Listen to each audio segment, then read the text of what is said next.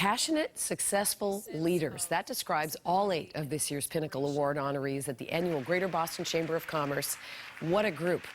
I had the honor of emceeing today, and this year's recipients included John Hancock Community Investment Director Rita German, PR leader Ashley McCown, Dr. Shari Neversole, IAB CEO Vanessa Calderon-Rosado, Attorney General Maura Healey, and Ernst & Young Managing Principal Jane Steinmetz, Boston Medical Center Surgeon-in-Chief Dr. Jennifer Sang, and Lifetime Achievement honoree Bain & Company Advisory Partner Phyllis Yale. And Yale has been a leader in healthcare for almost 40 years. In addition to her role at Bain & Company, she is the outgoing board chair at Blue Cross Blue Shield of Massachusetts. Now, she applauds Blue Cross for the diversity of its board.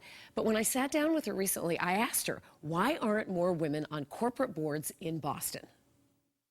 We have not a supply problem of great talented women, we have a demand problem. And so getting that message out and putting pressure on companies to increase the numbers of women and people of color on boards is incredibly important. Phyllis Yale says we should celebrate progress. In its 2003 census, the Boston Club found that 50 of the 100 largest companies had no women on their board of directors.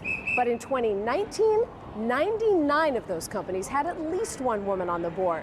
Definitely progress, but Phyllis Yale says there's one big gap. One of the big opportunities, Lisa, is with the private equity world. When you look at the funds themselves, the investing teams aren't very diverse. I think the number is something like 20% of investing teams are diverse. And then you look at the portfolio companies that they own, those management teams are not diverse. And the boards of those portfolio companies are not diverse. So how do we change that? I think we have to continue to keep the heat on by one, if you will, making it transparent who has done a good job of creating a diverse board and who has not. And for those who have not, I think we need to continue to, if you will, offer up good candidates so that no one can ever say, oh, well, I couldn't find a qualified woman, because in fact, it is not a supply problem, it is a demand problem. And in fact, she's quick to point out there are so many qualified women in Greater Boston. To the women already in the workforce, her advice was work hard, add value, but communicate with confidence. And to the men and women in the audience today at the Pinnacle Awards, her advice was speak up.